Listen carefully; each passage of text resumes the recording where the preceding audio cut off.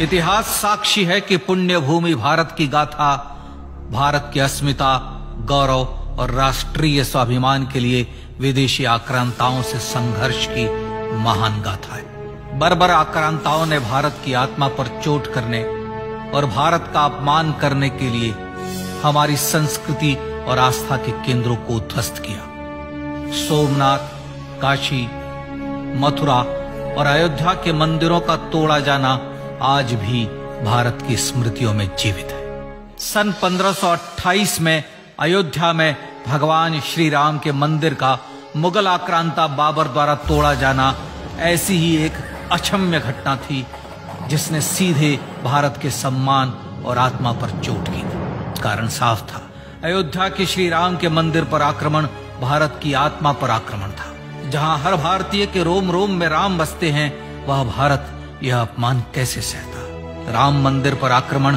भारत को आहत कर गया था। विदेशी हमलावर अपनी बर्बरता दिखाते गए और भारत अपने आत्मगौरव को फिर से पाने के लिए संघर्ष करता रहा। भारत रामलला के जन्म स्थान पर बाबर के नाम पर बने एक ढांचे को देखता और उसे हटाने का संकल्प लेकर शक्ति संजोया करता। हिंदू समाज आत्मसम्मान के रण में डटा रहा और लगातार हमलावरों द्वारा बनाए गए बाबरी ढांचे को हटाने के लिए लड़ता रहा। सरयू कई बार रक्त से लाल हुई। कभी स्थानीय शासकों ने तो कभी साधु संतों और राम भक्तों ने राम जन्मभूमि की मुक्ति के लिए अपने प्राणों की आहुति दी। 74 बार युद्ध हुए। हम कुछ मोर्चे हारे, पर रण जीतने का संकल्प कभी कम नहीं हुआ। हिंदू समाज तलवारों से रक्त रंजित हुआ, पर उसने हार नहीं मानी। उसका संकल्प अजेय था। 15 अगस्त 1947 को देश की आजादी के साथ सैकड़ों सालों से चले आ रहे इस संघर्ष में नई ऊर्जा और एक नया मोड़ आया। अचानक 23 दिसंबर 1949 को बाबरी ढांचे में श्री राम लला प्रकट हुए। हजारों राम भक्त दर्शन के लिए उमड़ पड़े। तत्कालीन प्रधानमंत्री पंडित जवाहरलाल नेहरू ने उत्तर प्रदेश सरकार को श्री राम लला को विवादित ढांचे से हटाने का आदेश दिया। उत्तर प्रदेश सरकार ने अयोध्या के कलेक्टर को यह काम दिया और यह निर्देश भी कि जरूरत पड़ने पर वे बल का प्रयोग भी करें। अयोध्या के कलेक्टर ने सरकार को उत्तर दिया कि यह नरसंहार के बिना संभव नहीं है, और फिर भी वह ऐसा चाहती है तो किसी दूसरे कलेक्टर से यह काम करवा ले। परिणाम स्वरूप रामलला की मूर्ति वहीं विराजमान रही। विवादित ढांचे को बंद कर दिया गया। केवल पुजारी को सेवा अर्चना के लिए भीतर जाने की अनुमति थी। फिर भी राम भक्त विवादित ढांचे के बाहर से प्रभु श्री राम की आराधना करते रहे। भारत के हिंदू समाज के लिए चुनौतियां और बढ़ गई। मामला अदालत में गया। विपक्षी दलों द्वारा अदालत में भगवान श्री राम के अस्तित्व पर सवाल उठाए गए। उनके अयोध्या में ही जन्म लेने का प्रमाण मांगा गया। भारत का जनमानस अब आहत हो उठा था। आजाद भारत में भी हिंदू समाज को अपनी आस्था और श्रद्धा के लिए संघर्ष करना पड़ रहा था। चुनौतियों के इस समय में सन 1984 में विज्ञान भवन दिल्ली में विश्व हिंदू परिषद ने धर्म संसद का आयोजन किया। इस संसद में देश भर के संतों ने राम जन्मभूमि की मुक्ति के लिए आह्वान किया और राम जन्मभूमि मुक्ति यज्ञ समिति का गठन किया।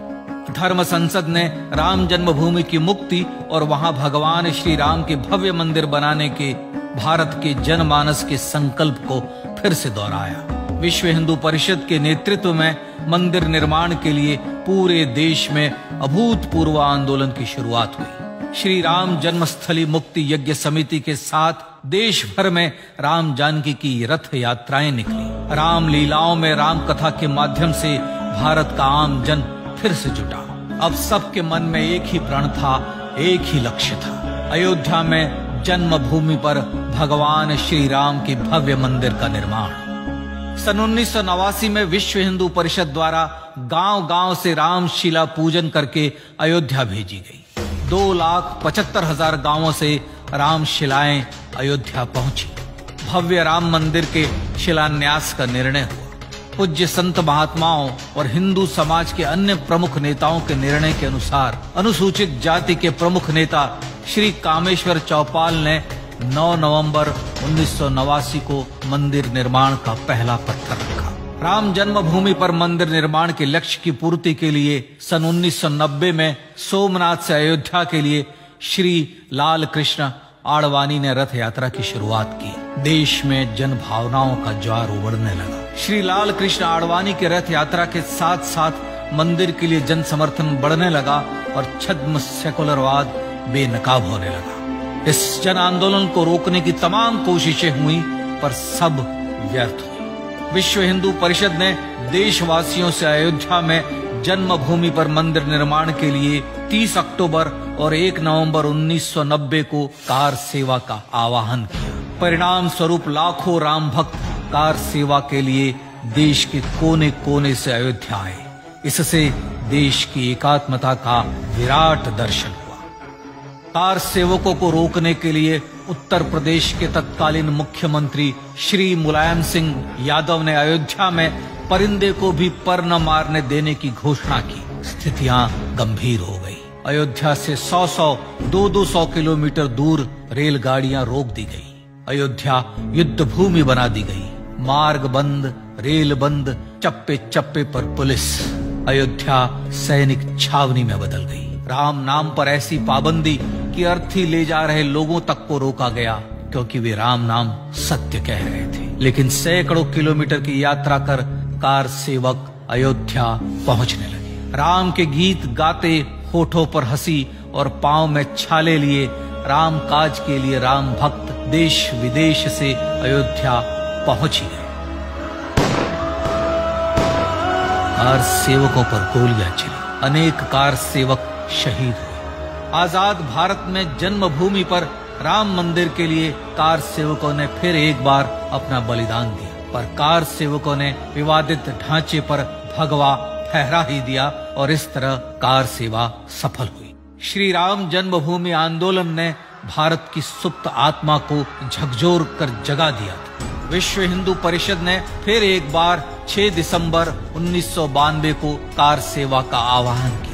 राम भक्तों को कार सेवा करने देने के लिए अदालत में प्रार्थना की गई, पर अदालत ने कोई निर्णय नहीं दिया। परिणाम स्वरूप बौद्ध, जैन, सिख, स्वामीनारायण संप्रदाय, गायत्री परिवार, हर पंथ मत विचार के हिंदू एकत्र हो गए। छूत अछूत का भेद मिटा, जाति की पहचान मिटी। हम सब हिंदू, हम सब सिंधु बन गए। राम सिंधु में ज्वार उठा और देखते ही देखते 6 दिसंबर 1992 को श्री राम जन्मभूमि से बाबरी ढांचा सदा के लिए हट गया।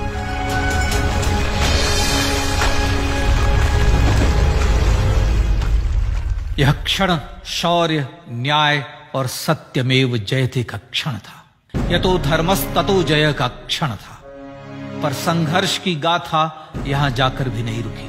छद्म सेकुलरवादियों द्वारा भारत और भगवान श्री राम के इतिहास को झुठलाने के लिए अदालतों में चुनौतियों का सिलसिला चलता रहा, जो 1950 से चल रहा था। हिंदू सिखों के बीच से गुजरते हुए भगवान श्री राम का दर्शन करने के लिए विवश थे। यह स्थिति थी आजाद भारत में श्री राम और राम भक्तों की।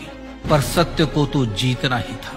आखिरकार देश के सर्वोच्च न्यायालय के 5 जजों की खंडपीठ ने 9 नवंबर 2019 को ऐतिहासिक निर्णय दिया और यह कहा कि अयोध्या जन्मभूमि परिसर की पूरी 67 एकड़ भूमि रामलला की, और न्यायालय ने भारत सरकार को जन्मभूमि पर मंदिर बनाने के लिए एक ट्रस्ट बनाने का आदेश दिया।